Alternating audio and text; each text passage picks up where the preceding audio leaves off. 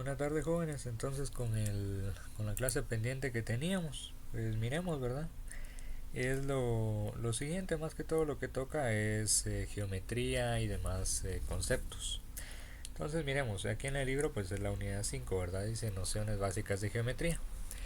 Entonces, pues lo que nos interesa simplemente son las propiedades y unos conceptos que debemos de tener pues claros porque tarde o temprano los vamos a necesitar.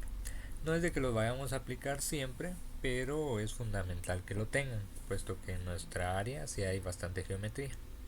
Entonces, pues lo que tenemos acá, por ejemplo, es, miren, acá el punto dice es cualquier marca en cualquier lugar, ¿verdad? O de otro, con otra definición que no sea la que tiene el libro, pues sería un punto en el espacio. Esa definición creo que queda más concorde a lo que nosotros realizamos. Ya en el futuro, pues bueno, al menos con los compañeros de último grado, pues ahí sí estamos utilizando como tal puntos en un espacio, ¿verdad? Entonces ahí la definición creo que queda mucho mejor. Luego tenemos una línea, tal vez en básicos les dijeron, pues es una sucesión de puntos, ¿verdad? Y es que tienen mucha razón. El libro, pues la verdad es que trae unas definiciones, pues, no sé, a veces se llegan a equivocar. Pero por ejemplo, miremos lo que dicen. Dice, si el punto camina en alguna dirección, el camino recorrido se llama línea. Esa definición pues yo se la daría más a un vector, ¿verdad? Tal lo vean en física luego. Pero pues tienen razón, al fin de cuentas es una línea, ¿verdad? Ok, dicen. Y las líneas por su posición se dividen en rectas y curvas, ¿ok? Esto ténganlo bien claro porque luego llegan a, yo que sé, al siguiente año, a quinto o a sexto, y aún siguen sin saber cuál es una línea vertical, una línea vertical y cuál es una línea horizontal. Y eso sí es bastante importante para ustedes porque uno simplemente les va a decir, mire tal línea vertical y mire tal línea horizontal, ¿verdad? Entonces yo creo que eso sí lo deben de tener bien claro. Entonces dice línea vertical, pues es la que sigue el hilo de la plomada. ¿A qué se refiere con esto del hilo de la plomada? No sé si ustedes han visto cómo levantan muros de block en cualquier casa, ¿verdad? Cualquier construcción, cómo levantan los albañiles esto de los muros de block. Bueno, pues a la hora de ir levantando los blocks como tal haciendo el muro, ¿verdad? Ya sea block, ladrillo, cualquier otro tipo de construcción, pero a menudo pues se ve en el sistema de block, es de que siempre tienen que llevar ellos su muro a plomo. ¿A qué se refiere con eso de el muro a plomo?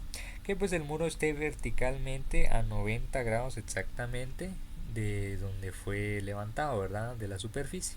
¿Por qué? Porque si no está a 90 grados, que eso ahorita lo vamos a ver un poco adelante, bueno, se acuerdan con lo que vimos de trazo de escuadras, si no está a 90 grados, el muro pues va a estar inclinado, ¿verdad? Y obviamente no queremos un muro inclinado, no queremos ni que esté inclinado ni hacia la izquierda ni hacia la derecha, ¿verdad? Con esto del hilo de la plomada es porque la plomada siempre tiende hacia abajo, como la gravedad, ¿verdad? Que a fin de cuentas con eso funciona.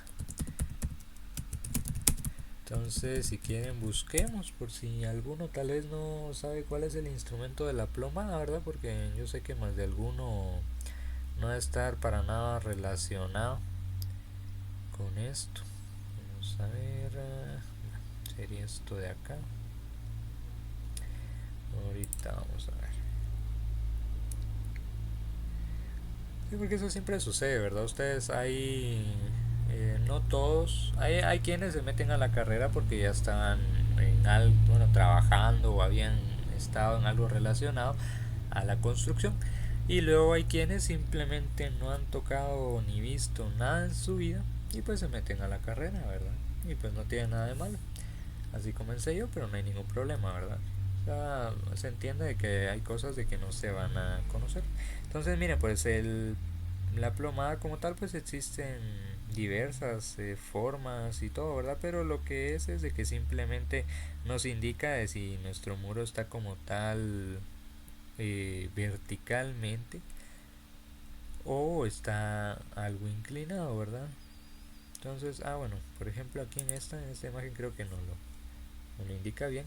Miren, tenemos un muro y bueno, si tienen buen ojo desde acá veo que el muro está torcido, ¿verdad? Y como tal la plomada lo que hace es venir y colocar este chunchecito, aunque hay unos que no traen esto, entonces pues lo que uno hace es separarlo pues ya sea con una regla midiendo o con simplemente la mano, ¿verdad? Pero por ejemplo este que trae esta parte de arriba, trae un hilo luego, el hilo pues no importa, ¿verdad? El material puede ser cáñamo o lo que sea, no importa. Usualmente es un material duro porque si no se rompería en obra, ¿verdad? Pero miren, es esto, ¿eh? Y entonces la misma distancia que tenemos de acá para acá es la misma que tendríamos que tener de esta esquina hacia el centro. Y si se dan cuenta aquí el muro está todo inclinado, bastante inclinado la verdad. Y por eso acá arriba tenemos mayor distancia que la que tenemos acá abajo. ¿Okay? Así funciona la ploma. Entonces por eso a lo que se refiere aquí en el documento como tal. Que sigue el hilo de la ploma. Luego tenemos la línea horizontal. Imagínense el horizonte cuando ustedes ven hacia el infinito y más allá. Pues se forma una línea horizontal, ¿verdad? Igual si van al puerto, pues en el mar ustedes ven hacia el mar y se ve una línea horizontal hacia el infinito. ¿Ok? Entonces el concepto que trae el libro pues dice es la que marca la superficie de los líquidos en reposo. Y sí, ¿verdad? A la hora de colocar cualquier líquido, pues queda plasmado en una línea horizontal, al menos su superficie. Si se ve desde perfil, claro. Porque si se ve desde arriba, pues nada que ver, ¿verdad? Eso ya lo veremos. Pero quédense con cuando que la línea horizontal es cuando ustedes van al mar y ahí ven hacia el horizonte. ¿Ok? Por eso línea horizontal. Creo que es una mejor definición. Luego con línea inclinada, pues dice que es aquella que no es ni vertical ni horizontal. Inclinada no importa inclinada hacia dónde. Este muro también es una línea inclinada, ¿verdad? Porque está pues inclinado. Un poco, pero está inclinado, ¿ok? Va. Luego tenemos otras líneas, dice líneas curvas cerradas y líneas curvas abiertas. La línea curva cerrada, pues a fin de cuenta forma una circunferencia, ¿verdad? Que dice la que tiene unidos sus extremos. Y una curva abierta, o sea, aquí porque está circular, pero pudo haber sido de cualquier otra forma, ¿verdad? O sea, no por fuerza tiene que haber sido un círculo. O sea, una línea curva cerrada pudo haber sido también un óvalo, ¿ok? Déjenme ver que este no era. También pudo ser un óvalo, ¿verdad? Algo así. Es una línea curva cerrada, ¿ok? O sea, media vez esté curvado todos los nodos que trae este círculo, pues no hay ningún problema, ¿verdad? Sigue aplicando al concepto que dice acá. Luego una curva abierta. Es lo mismo que acabamos de hacer ahorita, pero simplemente que sus dos extremos no se cierran, ¿verdad? Entonces dice es la que tiene sus extremos separados. Es una línea curva cerrada, línea curva abierta que da. Luego con los ángulos, ya habíamos visto definición de vértice y cómo se trabajaban los ángulos anteriormente. Entonces dice ángulo, al menos el concepto que tiene el libro, dice se le da el nombre de ángulo al espacio comprendido entre dos líneas que se unen en un punto llamado vértice. Yo creo que era justamente el mismo concepto que habíamos visto.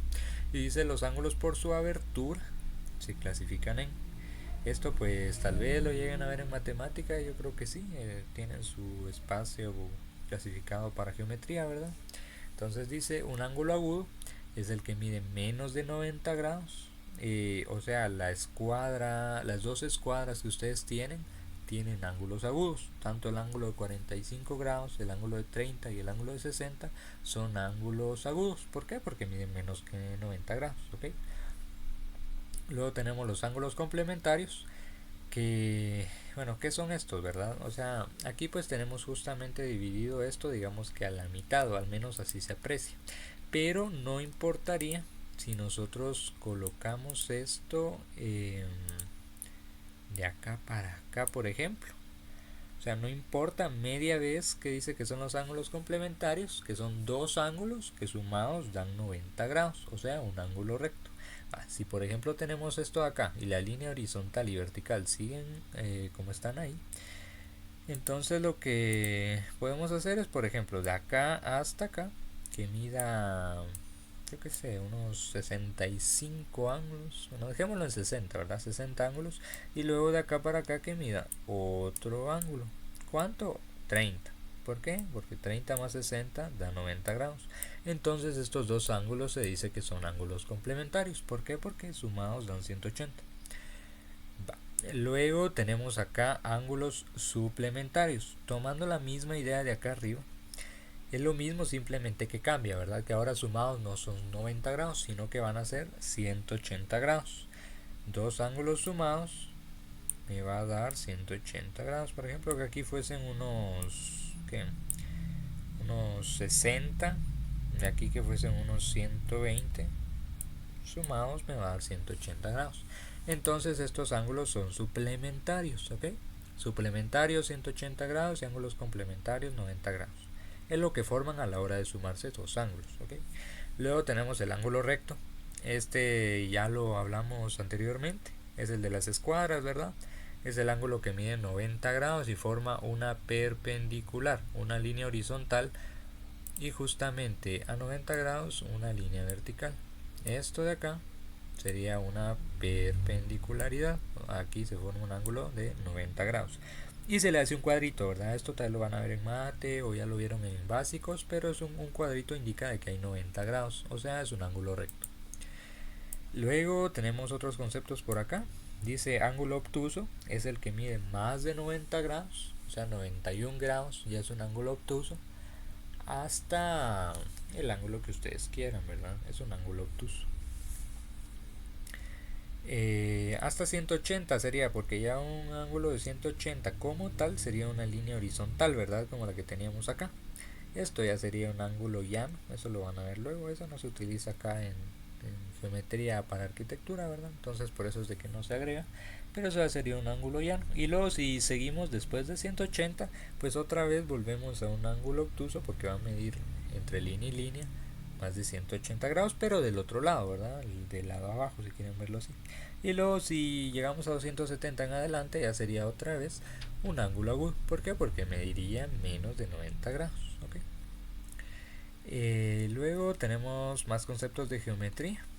Dice, las líneas por su relación entre sí pueden ser, ¿okay? Líneas convergentes, líneas divergentes, oblicuas, perpendiculares, quebradas, mixtas, onduladas y espirales. Tenemos las líneas paralelas. El concepto que trae el libro dice, son dos líneas rectas que van siempre a la misma distancia una de la otra y que no se unen ni se separan. Esto pues de ejemplo, yo qué sé, va, vienen dos líneas como amigas toda la vida. Toda la vida irán en el mismo sentido. Y como dice el texto acá, jamás se juntan y jamás se separan. O sea, no hacen, por ejemplo, que una esté acá y la otra viene y se va acercando así. Jamás. Que vengan, por ejemplo, una aquí, ¿verdad? Una normal y la otra que se vaya alejando, por ejemplo. Esto no lo hacen, ¿verdad? Siempre las dos líneas van en el mismo sentido. Lo que sí es de que, por ejemplo, aquí pues simplemente nos interesa la línea, ¿verdad? Pero si esta línea pues tuviera alguna dirección, por ejemplo que la línea de abajo fuese hacia acá y la de arriba pues también, entonces como tal aquí sí son líneas paralelas, porque ambas líneas van en el mismo sentido. Pero existe otro caso en el que nosotros pues creo que sí lo llegamos a utilizar, ¿verdad? Pero por ejemplo que esta de acá, la línea superior, fuese hacia la izquierda y que la línea inferior fuese a la derecha. Y jamás se unen y jamás se separan. Las líneas entonces no son paralelas, sino son antiparalelas, ¿ok?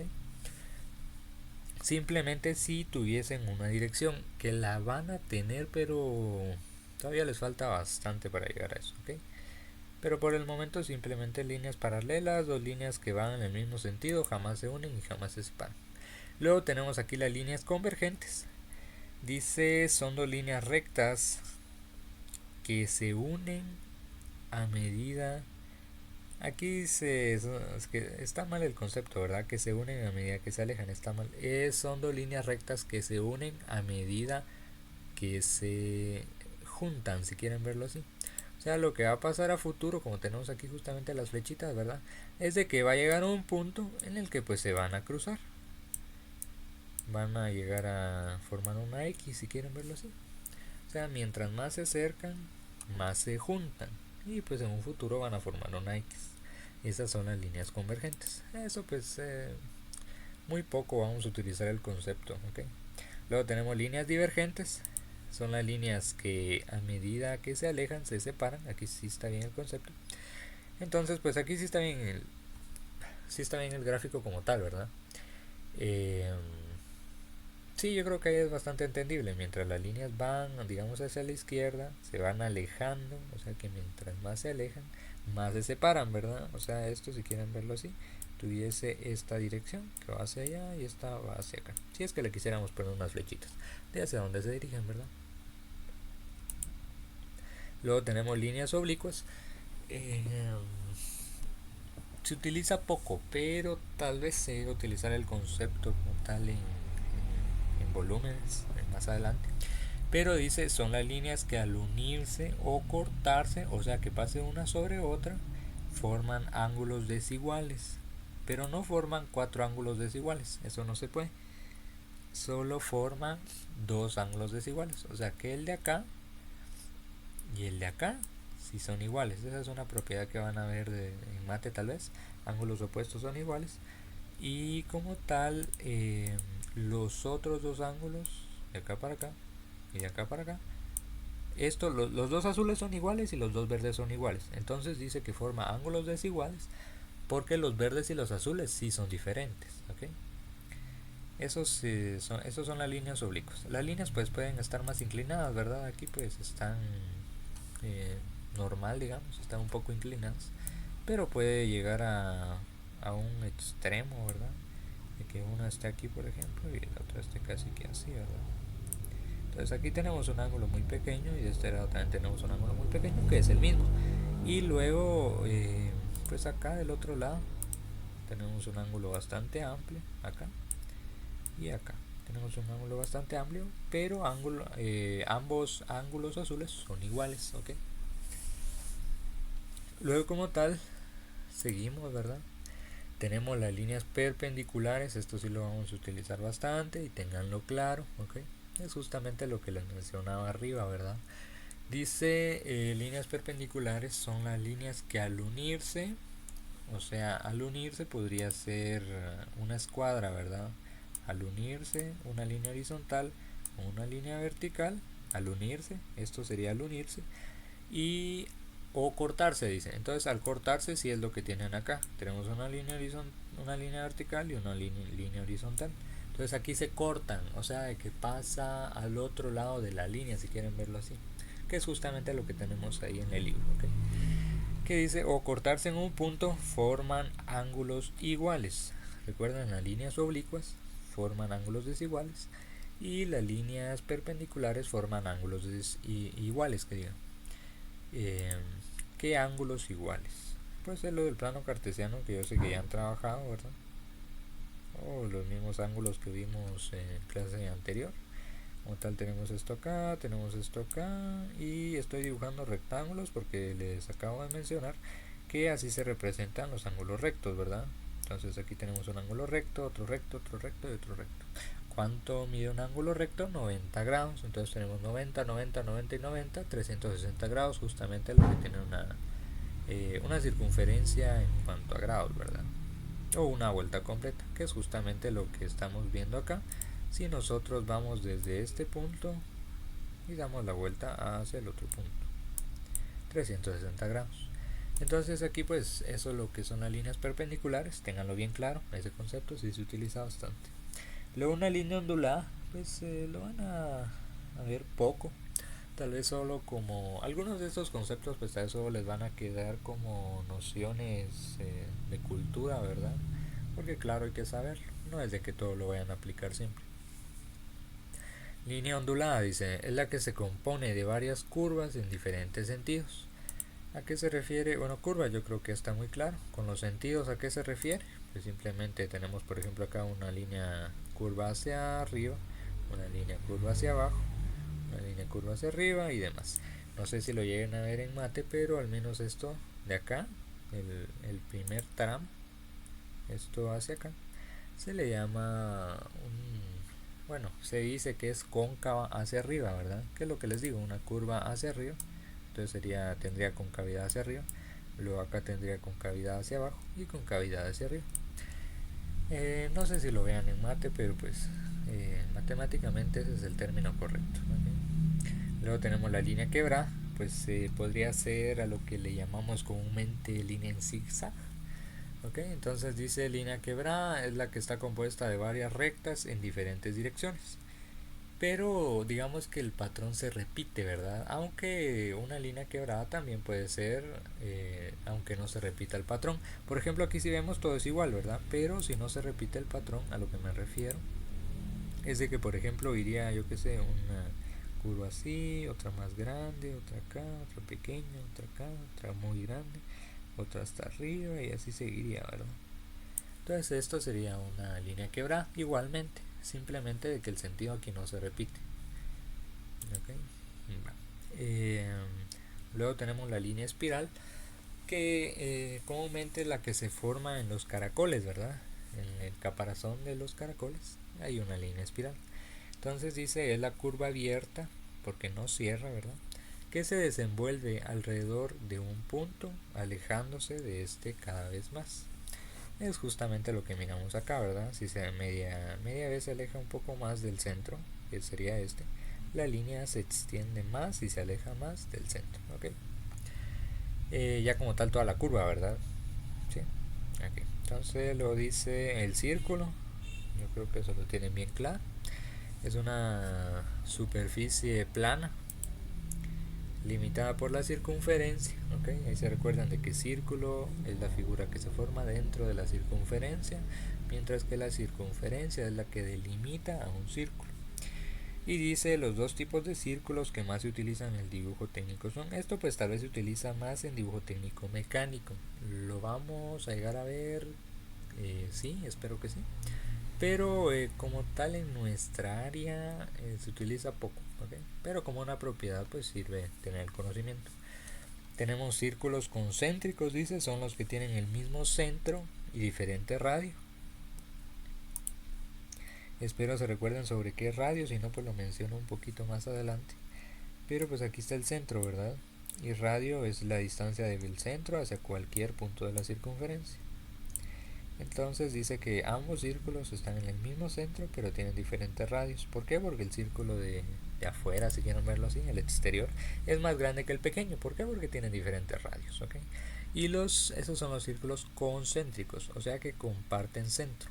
Ahora los círculos excéntricos son los que no comparten centro. O sea, simplemente tenemos, dice, son los que tienen diferentes centros, ejemplo.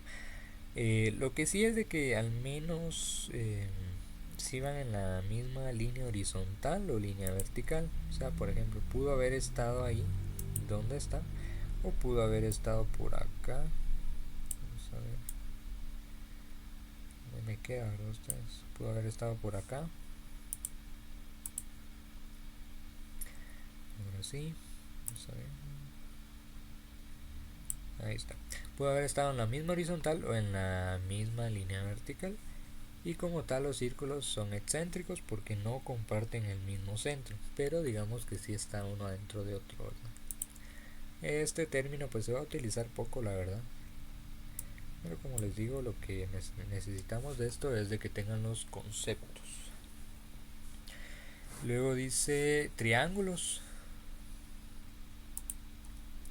Se le llama triángulo a la figura plana limitada por tres lados. Eso sí lo tenemos claro, ¿verdad? Entonces dice clasificación de los triángulos por sus líneas. El triángulo rectángulo, este yo creo que lo conocen bastante, el de teorema de Pitágoras y demás. Es el que está limitado por líneas rectas y es como tal el que utilizamos en la escuadra 30-60, ¿verdad? Ese es un triángulo rectángulo. Bueno, ambas escuadras lo son. La escuadra 45 grados también es un triángulo rectángulo. Igual es la característica de este, al menos por sus líneas, clasificación por sus líneas, de que pues está limitado por líneas rectas, ¿verdad? Si se dan cuenta tenemos tres líneas rectas, tenemos pues una línea inclinada, ¿verdad? Pero está unida a dos puntos rectos, entonces como tal esta línea sigue siendo recta, ¿ok? Luego tenemos el triángulo curvilíneo. Esto pues a lo mucho que podemos utilizarlo sería a la hora de hacer puertas de tipo ojival, No sé si han visto puertas tipo árabes o al menos de por ahí en esos países, ¿verdad? Ahí se utilizan puertas en esta forma, similar, ¿ok? Similar, no es de que sean así, porque pues obviamente el suelo no lo vamos a tener curvo, ¿verdad? Pero por la parte de arriba, o al menos tal vez lo han visto en películas, novelas o yo qué sé, pues sí podemos llegar a haberlo conocido, ¿verdad? Entonces luego tenemos el triángulo mixtilíneo. Este es el triángulo limitado por tanto líneas rectas y curvas. Si se dan cuenta tenemos dos líneas rectas y una curva. Entonces es simplemente un triángulo mixtilíneo. El curvilíneo es el que está formado únicamente por curvas. Si se dan cuenta tenemos tres curvas, ¿verdad? Una aquí y una abajo. Tres curvas, ¿ok? Eh, sus ángulos, esos son solamente los triángulos por sus líneas. Luego los triángulos por sus ángulos. Aunque me hace falta el de abajo, sí. Por sus ángulos. Vamos a ver si vamos bien en el orden. Por sus ángulos dice el triángulo, ignoren que aquí está mal escrito, ¿verdad? El triángulo rectángulo es el que tiene entre sus ángulos un ángulo recto, o sea, el que tiene 90 grados. Y por consecuencia los otros dos ángulos son complementarios porque deben de sumar otros 90 grados, porque adentro de un triángulo hay 180 grados. En cualquier triángulo ustedes, 180 grados debe de haber adentro de un triángulo, ¿ok? Eso es geometría. Y luego tenemos los triángulos, bueno, aparte de este de por sus ángulos, yo creo que también tenemos este de acá. Sí, dice triángulo obtusángulo. Es el es el que tiene sus ángulos, bueno, es el que tiene en sus ángulos un obtuso. ¿Qué era el ángulo obtuso? Un ángulo mayor de 90 grados y en consecuencia menor de 180. Entonces el ángulo obtuso pues es este, el de la esquina de abajo, si quieren verlo así. Sería este de acá. Este es el ángulo obtuso que tiene tal triángulo y por consecuencia se le llama triángulo obtusángulo. Ahora triángulos por sus lados, dice triángulo isósceles, es el que tiene dos lados iguales, que esta es la escuadra 45 que utilizan. Si se dan cuenta, ambos lados de su escuadra son iguales y tenemos un lado desigual, ¿verdad? Formando un triángulo rectángulo que aparte de ser triángulo rectángulo es isósceles. ¿Por qué? Porque tiene dos lados iguales.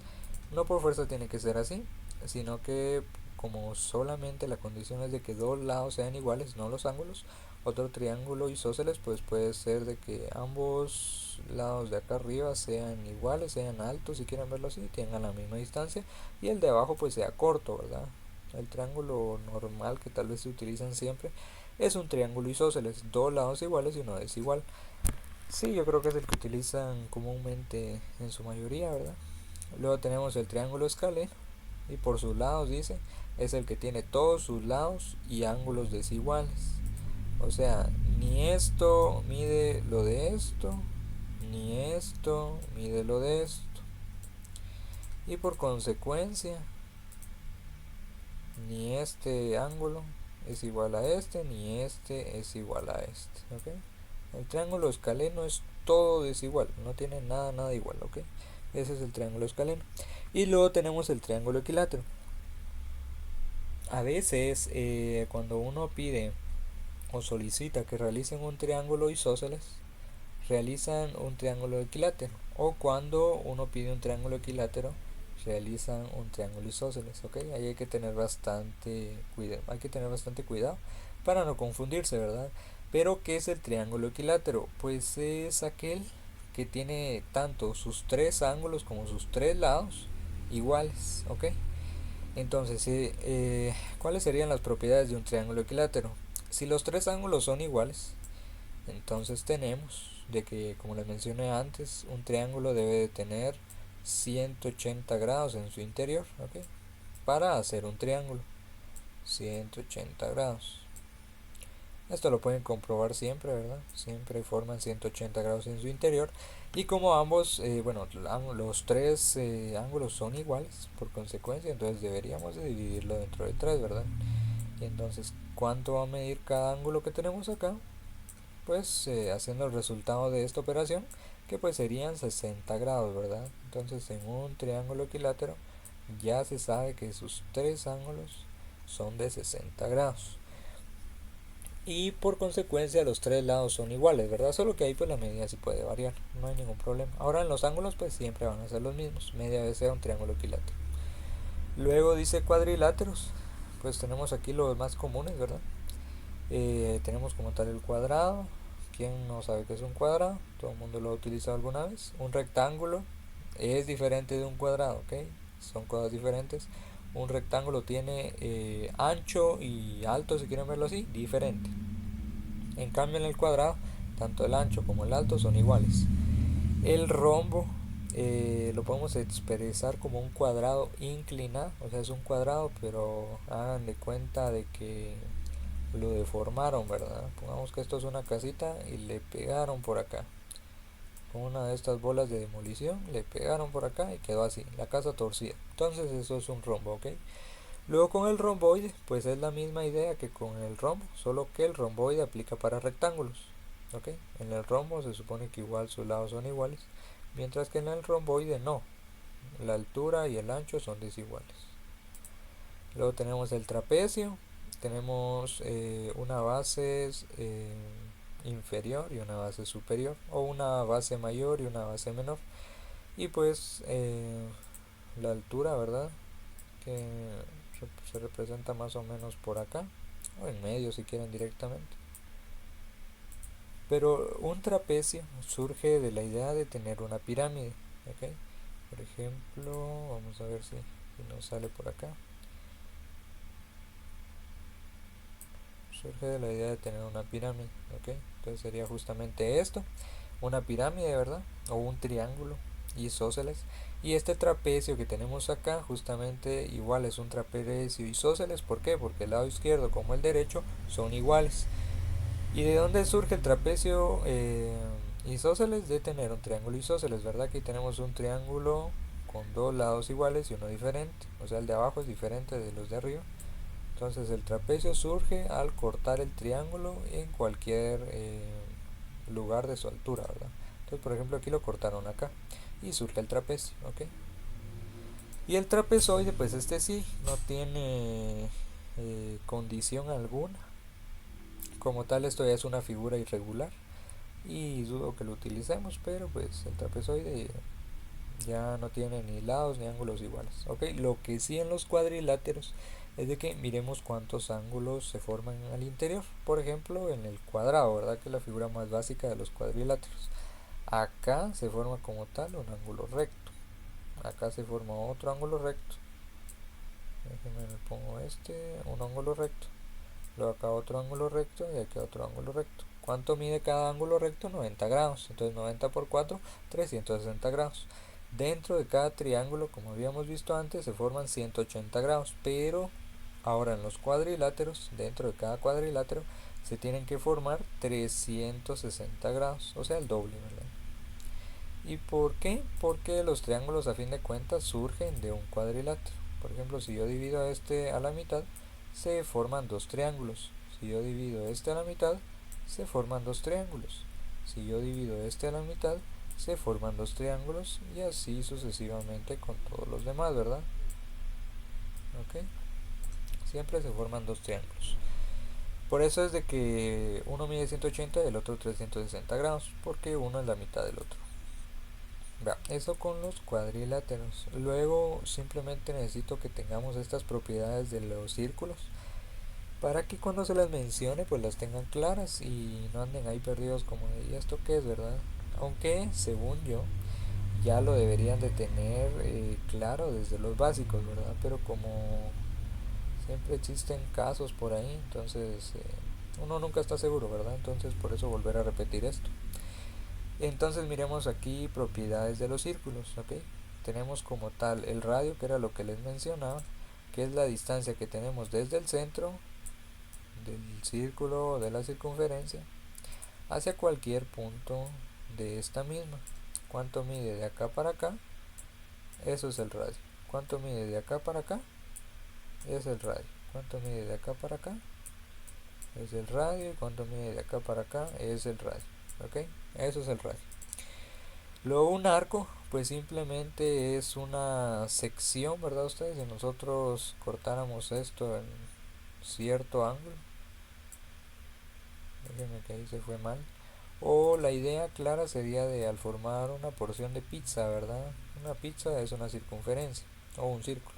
Entonces al formar una pizza, que es justamente lo que tenemos acá, en la parte superior, que es la que tenemos remarcada, se forma un arco. O sea, toda la masita dura de la pizza, el bordillo de la pizza, no sé, a algunos no les gusta, ese trazo es un arco, ¿ok? Va.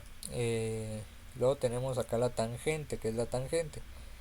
Es una línea que pasa tocando a la circunferencia. Esta línea puede ser infinita, ¿verdad? O sea, puede ser infinita hacia la derecha y puede ser infinita hacia la izquierda. Eso dependiendo cómo lo queramos nosotros. Una línea que toca en un punto a una circunferencia se llama línea tangente. Toca la circunferencia solamente en un punto. En un punto. Nada más, no tiene que tocar a la circunferencia ni en dos, ni en tres, ningún pedacito, no, solamente en un punto tiene que tocar a la circunferencia para hacer una línea tangente. Por consecuencia, ¿qué pasa si toca a la circunferencia en dos puntos? Pues esta línea ya es una línea secante. Si se dan cuenta aquí, pasa cortando la línea en dos puntos. ¿Ok? Tenemos una línea y la cortó acá y acá, ¿verdad? Eso es una línea secante, ¿por qué? Porque pasa tocando dos puntos de la misma, pasa cortando al círculo, si quieren verlo así. No puede existir algo que pase tocando al círculo tres veces, porque para que pase tocándolo tres veces significaría que fuese algo como así, lo saliera, lo volviera a entrar, y para que salga tuviera que volver a salir otra vez por acá, entonces ya cortó al círculo en uno, 2, 3, 4, ¿verdad? Entonces yo creo que en 3 al menos de que se quede dentro, que fuese uno 2 y vuelva a entrar. Entonces ahí toca como tal en uno 2 y 3 puntos a la circunferencia. Y por ende cuando son simplemente líneas rectas, solamente puede ser o secante o tangente. Tangente si lo toca en un punto y secante si la toca en dos. ¿Okay? Luego tenemos el cuadrante. ¿Qué es esta sección del cuadrante? ¿Se recuerdan cuando vimos los ángulos? Pues teníamos esto, ¿verdad? Que a fin de cuentas eso el plano cartesiano pues surge de acá, de una circunferencia, y ahí lo sacó Descartes. Entonces pues al tener esto acá se forman, ya habíamos visto aquí, ángulos rectos. Entonces cada uno de estos mide 90 grados, 90, 90, 90 y 90, 360 grados. Y miren dónde está la línea remarcada, justamente en los dos puntos que marqué, ¿verdad? O sea, un cuadrante se refiere a toda esta sección de acá, o toda esta sección de acá, que va desde la línea horizontal, el eje X, si quieren verlo así, hasta el eje vertical, o sea, el eje Y. Y todo eso sería un cuadrante. ¿Okay? Luego vamos con otras propiedades. Tenemos semicircunferencia, supongo que sí lo tienen claro, pero pues es la mitad de una circunferencia, ¿verdad? Media pelota, si quieren verlo así. Esa es una semicircunferencia. Bueno, del centro hacia cualquier punto vamos a tener el mismo radio. O sea, siempre va a ser esa propiedad, el radio, ¿verdad? La distancia desde el centro hacia cualquier punto. Luego, apotema. Eh, como tal, la circunferencia pues sí trae apotema, ¿verdad? Pero yo creo que sería mejor si lo vemos con otros polígonos. Si no es todo el apotema, miremoslo más adelante, ¿ok? Y lo de la cuerda, pues sigue siendo lo mismo, ¿verdad? Una cuerda es simplemente esto de acá, toda la línea como tal. Esta es la cuerda, ¿ok? La apotema sería la línea perpendicular a esta. ¿Y qué es la cuerda? Pues sería como lo de la línea secante, ¿verdad? Solo que esta pues no es una línea infinita, sino que simplemente está amarrada, si quieren verlo así, de un punto hacia otro. Esa es la cuerda. El apotema lo vamos a ver con los polígonos. ¿Okay? Bueno, entonces tenemos esto de las propiedades de las circunferencias y demás. Y el diámetro. ¿Qué es el diámetro? El diámetro es dos veces el radio. Ay Dios, déjenme ver. el diámetro es igual a 2 veces el radio, ¿sí? Si nosotros hacemos 2 veces el radio, ¿qué es lo que vamos a obtener? Una línea que cruza de punto a punto la circunferencia, pero por condición tiene que pasar por el centro de dicha circunferencia o círculo, ¿ok? Eso es un diámetro. Puede ser un diámetro, también es una cuerda, un diámetro también es una línea secante, pero que pasa por el centro de la circunferencia y que va desde un punto hacia el otro. ¿Y cuánto mide esto? Es el diámetro, ¿ok? Va. Luego con otros, si quieren esto los miramos de manera más rápida, la verdad es que se utilizan pero poco, ¿verdad? Entonces dice polígonos regulares. Vamos a ver, se corrió. Polígonos regulares, creo que solo vamos a utilizar los más básicos. Pero dice figuras compuestas de varios lados y su terminología surge de poli, que es igual a varios, y gonos, que es igual a lados, o sea, varios lados, ¿verdad? Eso significa polígonos. Y polígonos regulares, ¿por qué? Porque estos los podemos trazar con instrumentos y nos vamos a dar cuenta de que todos los ángulos que tienen acá son iguales. Por ejemplo, aquí en un hexágono, todos estos ángulos internos son iguales, ¿ok? Este miden lo mismo. Si esto es un hexágono, ¿cuánto miden esos ángulos? Sería 360 dividido, como es un hexágono, dice que tiene 6 lados iguales, 1, 2, 3, 4, 5 y 6, sería 360 dividido 60, que por consecuencia mide 60 grados cada uno, ¿ok?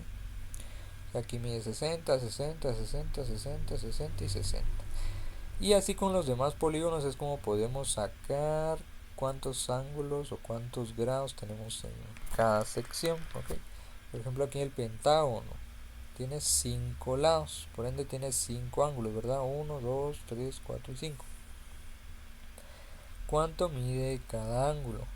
Bueno, ¿cuánto mide un ángulo? Porque todos son iguales, ¿verdad? Entonces sería 360 dividido 5 da 72 grados. Eso hay que tenerlo en cuenta porque si nosotros necesitamos trazarlo utilizando un transportador, pues simplemente marcamos 72 grados. Ahora, si lo trazamos con compases, pues vamos a ver en la próxima clase cómo se desenvuelve esto. Bueno, luego tenemos acá, bueno, entonces pentágono porque tiene 5 lados iguales, hexágono porque tiene 6 lados iguales, heptágono porque tiene 7 lados iguales, octágono porque tiene 8 lados iguales, eneágono de 9, decágono de 10 y dodecágono de 12 lados iguales. Y así hasta el infinito, ¿verdad ustedes? O sea, aquí podemos llegar a figuras que tienen 40 lados iguales, 100 lados iguales, 1000 lados iguales, pero eso sí, mientras esos lados aproximan hacia el infinito, o sea, yo que sé, por ejemplo, 1.000.000 de lados. O sea, si nosotros vemos gráficamente esa figura, al menos de que la figura sea muy muy grande, se va a distinguir de que tiene 1000 lados iguales. Pero si nosotros lo vemos, por ejemplo aquí en la pantalla del teléfono, de la computadora, si nosotros dibujamos un polígono de 1000 lados iguales, eso simplemente va a ser un círculo, ¿ok? Si los lados tienden al infinito, se asemeja a un círculo. Eso para que lo tengamos claro, ¿verdad? Si se dan cuenta, aquí el pentágono pues está bien marcado, ¿verdad? Es una figura que nada que ver. Pero mientras más lados se le agregan, más tiende a asemejarse a la figura de una circunferencia, ¿verdad? Por ejemplo, aquí solamente tiene 12 y ya parece algo circular. Eso sería con los polígonos. Los polígonos irregulares pues serían los que tienen, digamos igual, aquí 5 lados, pero sus ángulos son desiguales. Esos serían los polígonos irregulares, ¿ok? Luego tenemos los poliedros. Estos ya son figuras en volumen. Entonces dice cuerpos geométricos totalmente limitados por polígonos. O sea, limitados, ¿a qué se refiere? Que las caras de ese polígono, pues es, que diga las caras de ese poliedro, pues son polígonos, ¿verdad? Y otra vez la terminología, poli de varios y edros de planos o caras, que es lo que les digo, ¿verdad? Entonces el concepto como tal de poliedro sería varias caras. Entonces dice poliedros regulares, todos sus planos, o sea las caras, son polígonos regulares, ¿verdad? O sea, regulares iguales, dice, tienen la propiedad de llenar o macizar un espacio. Por ejemplo, esto sería lo del cubo, ¿verdad?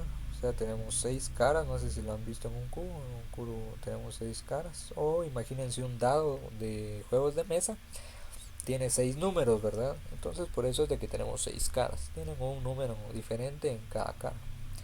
Luego tenemos el tetraedro, que dice formado por 4 triángulos equiláteros. Aquí pues solamente se ven dos, creo que lo dibujaron mal, no estoy seguro, los otros dos están en la parte de atrás.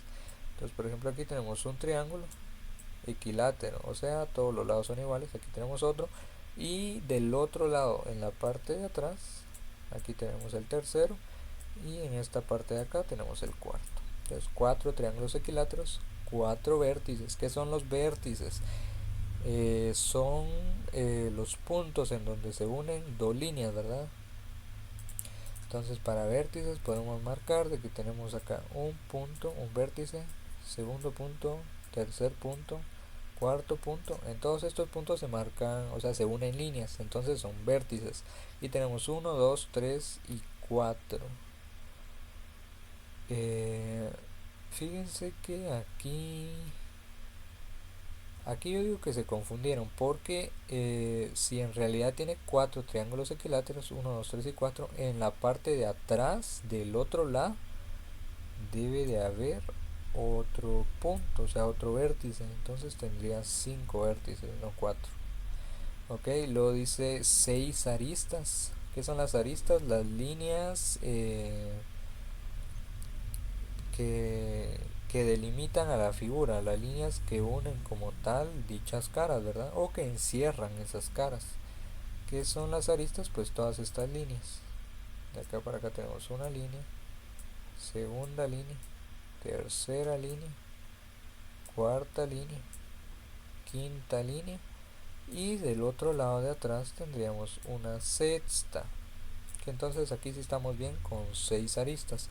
Yo digo que así aquí se confundieron, no son 4 vértices, son 5, pero las aristas sí están bien, lleva 6. No. Luego tenemos el hexaedro, formado por 6 cuadrados, igual que el cubo, 8 vértices, tenemos 1, 2, 3, 4, 5, 6 los de atrás, y 7 y 8 los que se ven acá. 8 vértices y 12 aristas, al igual que un cubo. Entonces miren, aquí las líneas punteadas que se utilizan son las que están en la parte de atrás. Entonces de acá para acá tenemos una arista, segunda arista, tercera arista, cuarta arista, quinta arista, sexta arista, séptima arista, octava arista, novena, décima, undécima, o sea la onceava, y la 12 o la doceava, que es la que está atrás, ¿verdad? Tenemos 12 aristas, al igual que un cubo. La diferencia es de que el hexaedro pues tiene como tal diferentes medidas, ¿verdad? No es como el cubo que todos sus lados miden igual, sino que el hexaedro con que tenga simplemente 6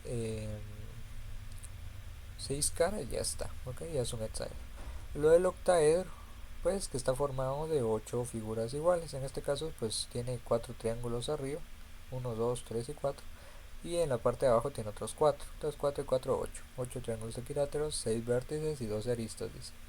Luego dodecaedro. Esto ya se asemeja a una pelota de fútbol. O no sé si armaron tal vez alguna vez estos tacitos que salen para el mundial, ¿verdad? Y forman una pelotita. Y justamente eso es un dodecaedro, ¿verdad? Una figura en volumen formada por 12 pentágonos. Esto es un pentágono, este es otro y así se va. 12 pentágonos forman 20 vértices, habría que verlo, y forma 30 aristas. ¿Sí? Okay, tiene 30 líneas. Luego el icosaedro, formado por 20 triángulos equiláteros, tenemos un montón, ¿verdad? 12 vértices y 30 aristas. Esto pues a lo mucho tal vez cargamos unas maquetas sobre esto con plantillas para que pues se entienda cómo funcionan como tal los volúmenes, ¿ok? Luego tenemos poliedros irregulares. Dice, aparte tenemos los prismas, ¿verdad? Esto de los prismas sí lo vamos a utilizar bastante en el área. Dice poliedros limitados por dos polígonos iguales y paralelos a la base y por tanto paralelogramos como lados tienen las bases. Si nos vamos a un concepto más singular, más tradicional, pues ¿qué es un prisma, verdad ustedes? Es simplemente el tener una base de la figura que sea. Por ejemplo, acá tenemos de base un cuadrado, ¿ok? Y este cuadrado lo repetimos tantas veces hacia arriba que le da un volumen, ¿ok? Sería simplemente levantar esta cara hacia arriba muchas veces, dándole un volumen, formando una caja si quieren verlo así. Y eso sería un prisma, ¿ok? Que tenga una base cualquiera y se levante esa base tantas veces se quiera. O sea, dándole una altura, la altura que nosotros querramos o que tenga como tal el ejercicio o lo que sea, ¿verdad? Aquí pues en el recto rectangular tenemos un cuadrado y se levantó a mayor altura que lo que mide la arista del cuadrado, ¿verdad? Luego aquí con el cubo, este sí, se levantó, o sea, se le dio de altura la misma medida que tenemos de acá para acá, o sea, de lo que mide el cuadrado, ¿verdad? Luego miren, es lo que les decía, triangular recto, dice, tenemos una base, cualquiera les acabo de decir, en este caso tenemos un triángulo y ese triángulo se levantó hacia arriba, dándole como tal un volumen, ¿verdad? Entonces luego tenemos otras bases, dice, caras laterales serían estas de acá, y tenemos dicha altura. La altura pues puede ser cualquiera, ¿verdad? Puede ser hasta muy delgadito, pero con que sea un volumen, con que tenga una tercera dimensión, ya forma un prisma, ¿ok? Luego pentagonal oblicuo es igual a un prisma, con la única condición de que los oblicuos tienen como tal inclinación, ¿ok? Entonces, por ejemplo, en vez de que esto se fuese recto, hacia arriba, verticalmente, se fue inclinado. Entonces eso es un pentagonal oblicuo. Si solo fuese un pentagonal, pues sería igual, ¿verdad? Un pentágono abajo y se levanta recto hacia arriba y ya, normal. Que sería como lo que tenemos acá, ¿verdad? Solo que esto es un hexágono. Un hexágono tenemos de base, se levantó hacia arriba y formando un hexagonal recto. Ahora, si este hexagonal estuviera inclinado como este de acá arriba, sería un hexagonal oblicuo. Lo mismo procede con lo de arriba. Triangular truncado es como cortar un pedazo de esa figura, eso no lo vamos a utilizar. Y luego tenemos el oblicuo rectangular, que es lo mismo, ¿verdad? Un rectángulo y en vez de levantarse hacia arriba, se levantó con un grado de inclinación, entonces surge la oblicualidad. Luego tenemos diversas pirámides. Dice poliedros limitados por un polígono cualquiera, o sea, la base puede ser triángulo, cuadrado, hexágono, pentágono y por tantos triángulos como lados tiene la base que coinciden en un punto, ¿ok? Por ejemplo, aquí en una triangular recta, recta es porque la pirámide va verticalmente hacia arriba con 90 grados, ¿verdad? No está inclinado, entonces por eso es recta. Eh, Tenemos una base en forma de triángulo, entonces por consecuencia tenemos tres lados, uno 2 y 3. Tenemos tres triángulos que como tal convergen, o sea que se unen en un punto, formando como tal dicha pirámide, ¿verdad? O sea, pues si no se ve claro lo remarco. Aquí pues solo se ven dos, pero en la parte de atrás tenemos como tal la tercera, bueno, el tercer triángulo. Luego con la rectangular recta, rectangular porque la base es un rectángulo, entonces se forman cuatro triángulos isósceles. Luego pentagonal oblicua, oblicua porque está inclinada, pentagonal porque tenemos de base un pentágono y todo esto se une en un punto, ¿ok? Los triángulos que se forman se unen en un punto y forman una pentagonal. Luego hexagonal pues es lo mismo, ¿verdad ustedes? Una base, forman triángulos, en este caso forma 6 triángulos porque es un hexagonal y oblicua porque está inclinada, que es un tronco. Tronco es cualquiera de estas pirámides, pero como que nosotros hayamos cortado la punta. Por ejemplo acá en esto, si nosotros cortamos esto y eliminamos esto de acá arriba, ¿verdad? Que esto no existe. Vamos a formar un tronco, ¿ok? como cuando talan un árbol, ¿verdad? Se queda mayormente el tronco de ese árbol. Lo mismo sería aquí con estas pirámides. Cortan la pirámide y se queda el tronco. Y se forma esto, ¿verdad? Lo que sí es de que en un tronco, tanto la base superior como la inferior, serían de la misma forma, ¿verdad? Por ejemplo, aquí es un hexagonal arriba, un hexagonal abajo. Obviamente cambia la dimensión, o sea, el tamaño, pero sigue siendo eso. Y truncada, igual, ¿verdad? Ustedes cortan la pirámide, solo que la cortan inclinadamente, ¿sí? Que es lo mismo que pasó acá. O sea, aquí son cortes rectos, horizontales como tal, pero aquí son cortes inclinados, como que el hachazo al árbol lo hayan hecho inclinado. Eso es la truncada. Luego, como último, tenemos cuerpos redondos. Tenemos los cilindros, ¿verdad? Esto pues creo que sí lo han utilizado. Y un cilindro oblicuo es el que está inclinado, aplica lo mismo. Y cilindro recto pues simplemente el que tiene un ángulo a 90 grados. Luego conos, igual, ¿verdad? Conos pues los han visto, aunque por ejemplo les iba a decir los conos que utilizan para, bueno, que utilizan los de Metra y demás para el tránsito vehicular, pero esos no son como tal conos porque no tienen puntas, sino que están cortados en la parte superior porque tienen un agujero, ¿verdad? Entonces, digamos que serían conos truncados, ¿ok? Pero si ese cono si tuviese una punta, pues sería un cono recto como tal. Lo tenemos un cono oblicuo porque la figura como tal está inclinada. Otra vez truncada porque el hachazo, si quieren verlo así, se lo dieron con inclinación, no horizontal. Y tronco, que era lo que les decía, esto sí parece más a uno de esos conos que utilizan en Metra, que en la parte superior pues viene cortado, ¿verdad? Eso es un tronco, pero el corte es horizontal. Y luego tenemos superficies de doble curvatura. Una esfera, pues sí la conocen, ¿verdad? Ustedes, cinco, pelotas y cualquier otra figura circular, pero en tres dimensiones, o sea que existe en nuestro mundo, es una esfera. Luego, un elipsoide, si quieren verlo con otros términos, pues es ¿cómo se llama? Bueno, porque elipse es el término técnico.